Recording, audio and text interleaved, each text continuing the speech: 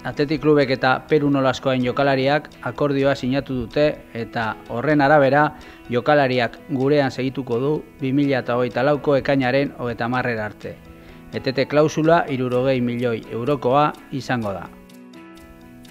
El Athletic Club y el jugador Peru Nolaskoain han suscrito el acuerdo de renovación por el que el jugador permanecerá en la disciplina rojiblanca hasta el 30 de junio de 2024. La cláusula de rescisión será de 60 millones de euros.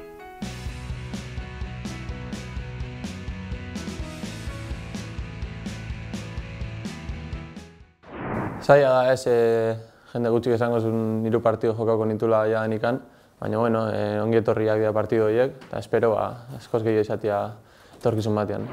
Bueno, guaintxe bertan berdin zait, atzean oso komoda nago, unetik egunea gehiago, eta jartzaitin bitartean pozik ani.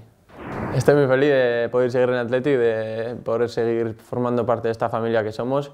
Me han dado la oportunidad de debutar en Primera División, que es el sueño de cualquier chico, ¿no?, que juega al fútbol, y muy feliz.